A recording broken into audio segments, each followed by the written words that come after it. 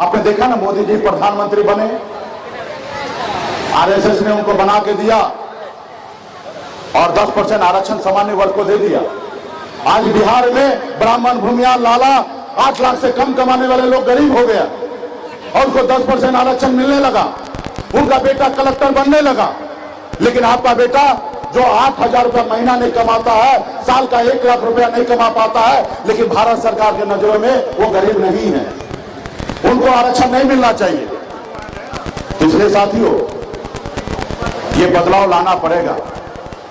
आपने साबित किया ना बिहार में कि मल्लाह का बेटा सिर्फ मछली नहीं मारता है, राजनीति भी कर सकता है। हमने दिखाया ना।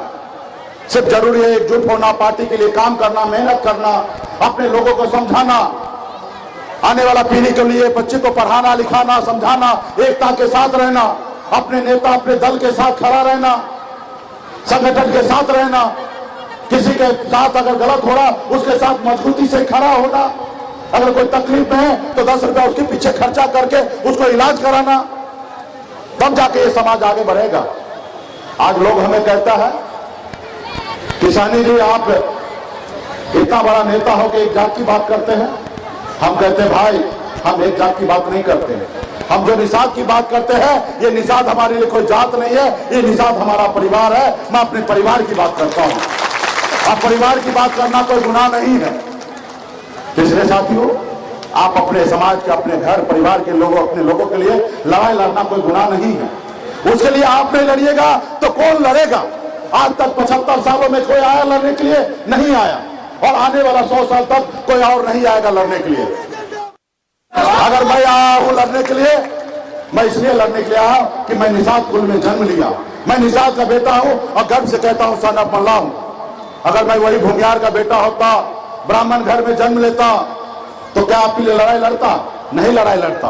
तो इसलिए साथियों, आने वाला समय में बड़ी लड़ाई है।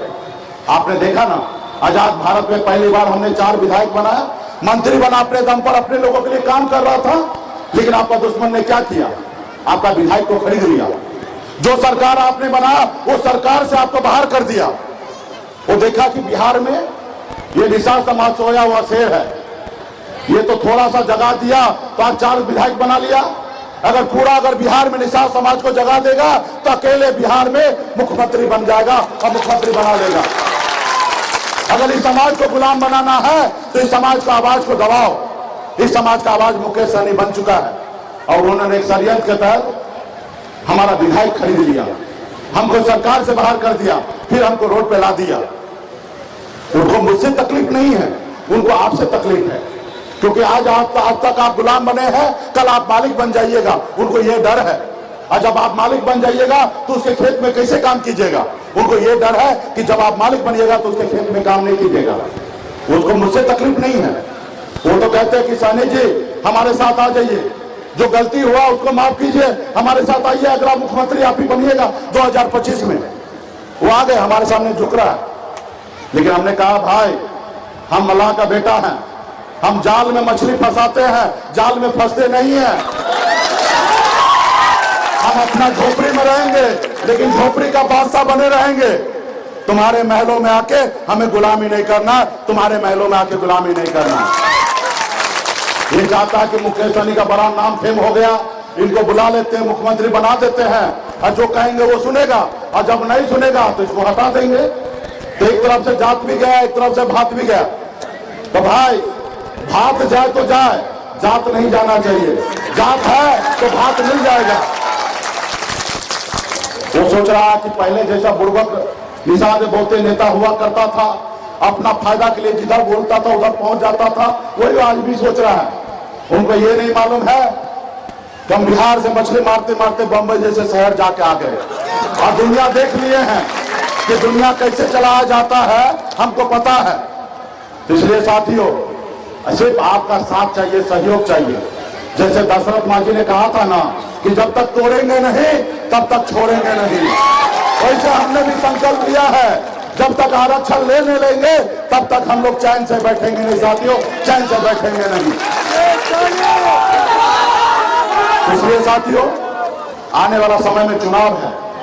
आज हमारे पास वही शक्ति पावर है जो हमसे दोस्ती करेगा, यूपी बिहार झारखंड में 134 लोकसभा सीट है, और जो हमसे दोस्ती करेगा वो 60 लोकसभा सीट हारेगा, और जो हमसे दुश्मनी करेगा वो 60 लोकसभा सीट हारेगा। ये ताकत हमारे पास है।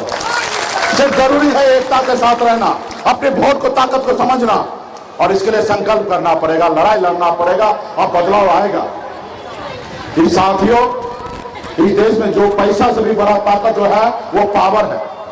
आज आपके पास पावर नहीं होगा ना, थाना पुलिस में मारेगा भी ना कोई जाएगा, तो आप जाइएगा थाना पुलिस जाइएगा ना, थाना में पैसा ले लेगा लेकिन आपका काम नहीं करेगा। वही अगर आपका पावर होगा तो आपको उंगली उठाने के लिए लोगों को सोचना पड़ेगा, आपको उंगली उठाने के लिए सोचना पड़ेगा।